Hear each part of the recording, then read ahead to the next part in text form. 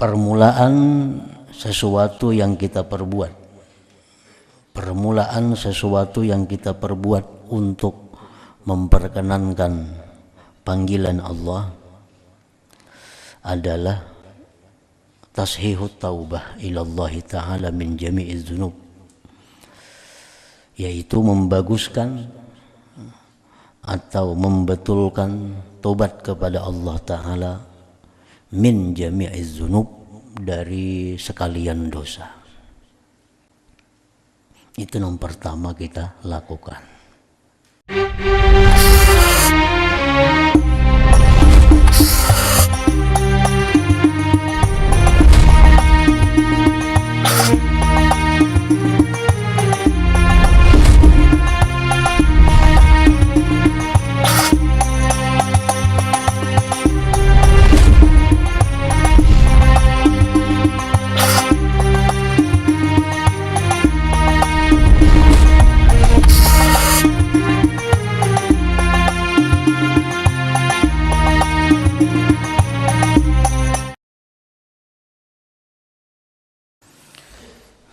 Bismillahirrahmanirrahim. Alhamdulillahi rabbil alamin, wassalatu wassalamu ala asyrafil anbiya wal mursalin sayyidina Muhammadin wa ala alihi wa sahbihi ajma'in. Qala al-musannif rahimahullah wa nafa'ana bi'ulumihi fid dharain amin. Faslun, ay hadha faslun. Wa awwalu syai'in yabda'u bihil murid fi tariqillah tashihu taubati ilallahi ta'ala min jami'iz dzunub,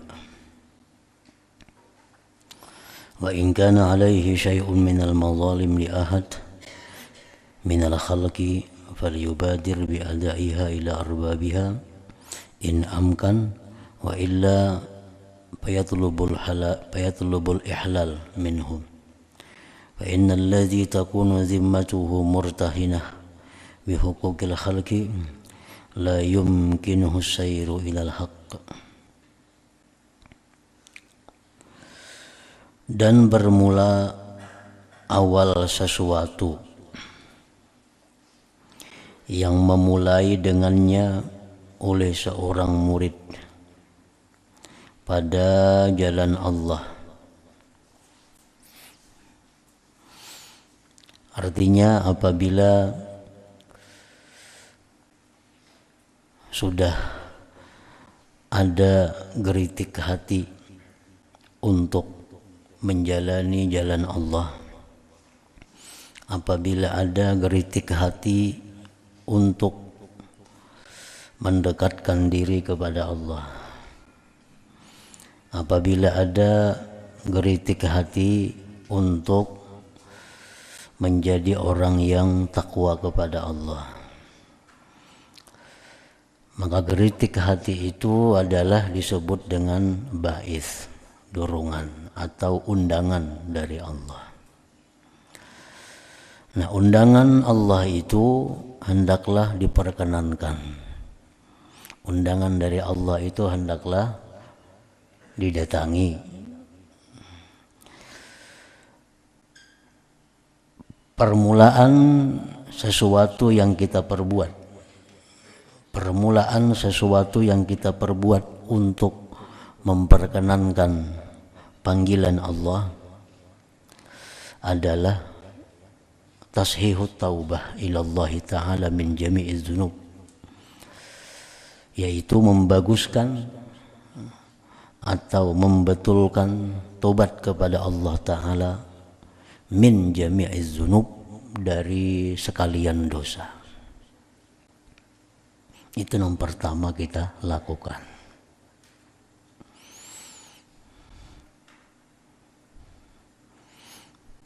Langkah pertama yang kita lakukan untuk mendatangi panggilan Allah, untuk menghadiri undangan Allah itu, yang pertama kita lakukan adalah bertobat dari sekalian dosa.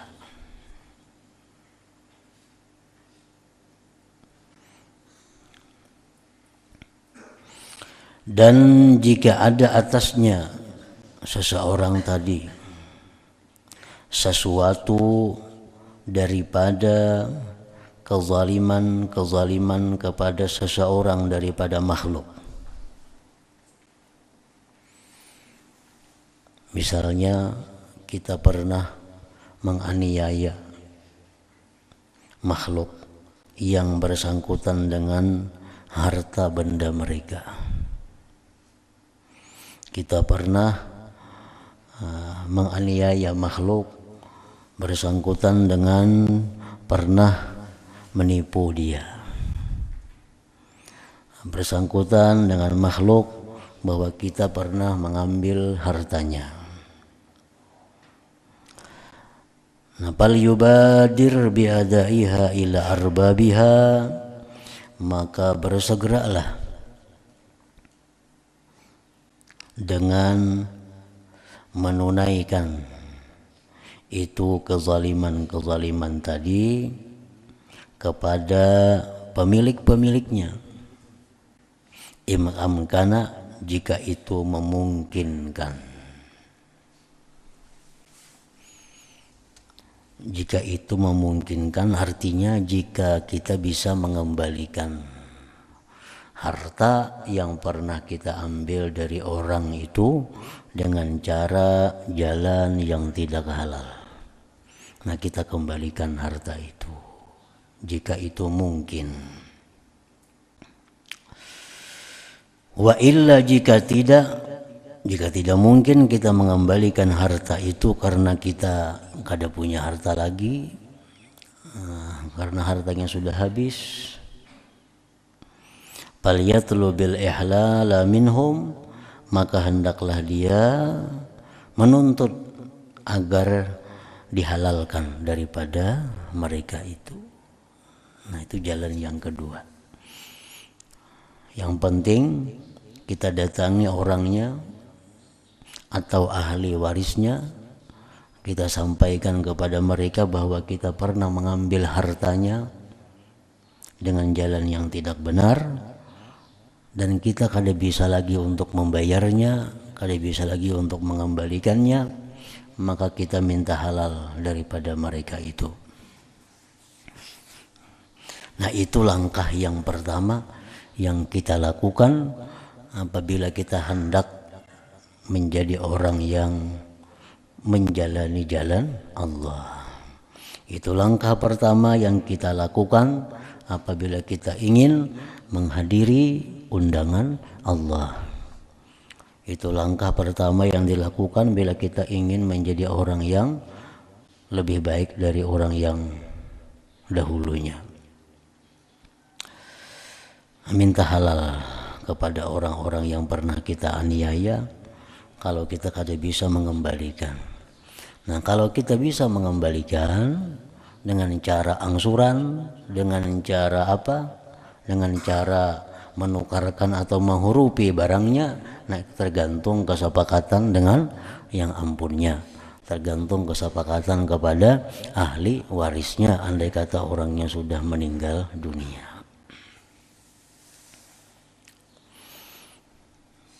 Jadi dari sekian banyak dosa yang kita lakukan, itu yang pertama dibiriskan. Kan mungkin dosa kita ada kada sembahyang dahulu, nah itu diqadha. Nah, kita ada kada puasa dahulu dengan diqadha. Ada dosa kita menipu, mengambil harta orang, nah ini yang pertama dilakukan dulu. Yang berurusan, yang bersangkut paut dengan makhluk, ini yang pertama dijalankan. Fa innal ladzi takunu zimmatuhu murtahinatan bihuquqil khalqi la yumkinuhu sayru ilal haq, maka bahwa orang yang adalah tanggungan itu orang tergadai dengan hak-hak makhluk, tidak mungkin akan dia untuk mendatangi kepada Allah. Orang yang dirinya terikat Orang yang dirinya terpasung dengan banyaknya hak-hak manusia pada dirinya, maka orang itu tidak akan bisa mungkin berjalan untuk mendatangi seruan Allah tadi.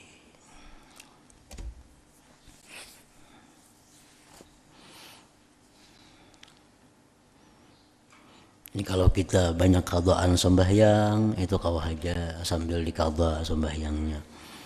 Kita banyak ada puasa, kau aja sambil diqadha puasa nang bahari-bahari itu. Nah, kalau urusan kita sangkut paut lawan manusia, nah itu segera. Apabila ujarnya, aku kada akan menghalalkan kecuali kamu ganti. Nah, kok dah aku menghalalkan? Ganti maka kamu pernah menipu aku dulu 1 juta. Kamu pernah dulu membunguli aku. Kamu pernah aku ini. Nah, aku udah hendak menghalalkan, harus ganti. Nah, maka kita diwajibkan 2 hal.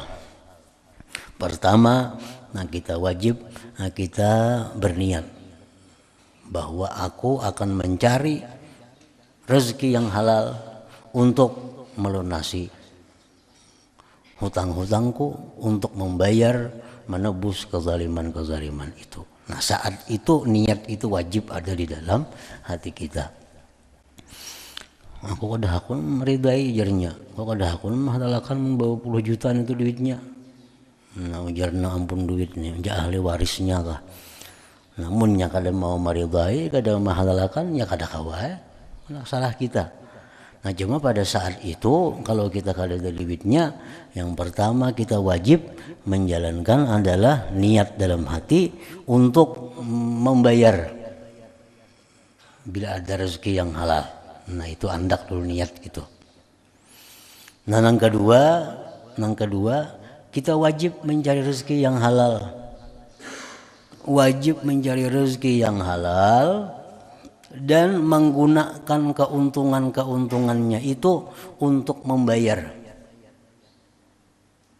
Kita boleh memakai hanya untuk sesuatu yang kita tidak boleh tidak. Kita boleh memakai itu hanya untuk sesuatu yang menjadi sifatnya daruri kepada kita. Kannya kada hakun meridai. Udah hakun meridai akhirnya 10 jutaan itu ganti ikam. Nah, ya sudah dalam hati kita berniat aku ganti aja, aku bicari dulu. Dapat rezeki hari 100.000. Duit 100.000 itu kada boleh dipakai untuk hal-hal yang kada perlu. Duit yang 10.000 itu kada boleh dipakai untuk baju selama kita masih ada baju. Duit 10.000 keuntungan 100.000 itu kada boleh dipakai untuk makan yang benyaman-nyaman. Nah, duit yang 100.000 keuntungan itu kada boleh dipakai untuk berjalanan musafir nang kada wajib musafirnya. Nang wajib pun dikalahkan. Nah, duit 100.000 keuntungan itu boleh kita pakai hanya untuk hidup. Sisanya diserahkan kepada orang yang pernah kita aniaya hartanya itu. Nah, aku hari ini dapat untung 100.000 untuk biaya makan rumah tanggaku 1.000 sehari, 75.000 angsur. Esok kayaknya dapat untung pulang misalnya 50.000 untuk biaya makanku, anak bini diberi makan nih 25.000. Ini makan kada boleh berpuya-puya, makan kada boleh nyaman. Nah, selama kezaliman hutang itu, kezaliman tipu yang dahulu dilakukan itu kada dibereskan. Nah, kayak itu aturannya. Bila mana hal demikian itu kita lakukan, nah ini sudah bujur. Andai kata kita mati sebelum kita lunas, itu dilunasi oleh Allah. Tapi kalau kita ini niat membayari hutang itu, niat membayari kezaliman itu, tapi kita dapat duit, karena berjalanan, dipakai duitnya hal-hal yang ada perlu nukar pakaian. Padahal hutang ini masih banyak lagi nih yang mesti dibayari. Nah, mati kita akan dituntut. Kada akan lepas daripada tanggungan kita. Jadi duit yang kita peroleh dari hasil usaha itu hanya boleh digunakan untuk kebutuhan yang disebut dengan la budda minhu. kepentingan yang daruri. Kepentingan yang daruri. Lain pada itu duit mesti diserahkan kepada yang berhak. Yang mana harta mereka pernah kita aniaya, harta mereka pernah kita ambil dengan cara yang kada bujur. Jadi makan kada boleh makan 2-3 macam iwak, cukup sebuting iwak makan. Jadi seirit mungkin sebelum hutang kita kepada makhluk itu lunas. Nah, bila kadaka itu kada bujur. Andai kata mati belum habis hutang dituntut di akhirat. Nah, bila kada macam itu caranya. Satu, akibatnya. Yang kedua, bila kita kada macam itu, nah maka apapun ibadah kita tertahan, murtahina, tergadai. Ibadah kita ditahan, belum bisa naik ke hadirat Allah sebelum orang yang kita aniaya itu kita selesaikan. Fa innal ladzi takunu zimmatuhu murtahinatan bi huquqil khalqi la yumkinuhu sayru ilal haq. Nah, karena orang yang adalah tanggungannya orang ini tergadai dengan hak-hak makhluk, tidak mungkin akan dia berjalan kepada Allah Subhanahu wa taala. Nah, ini urusan harta benda. Amun urusan urusan kada harta benda, misal urusan pribadi. Aku dahulu pernah memfitnah inya itu nah.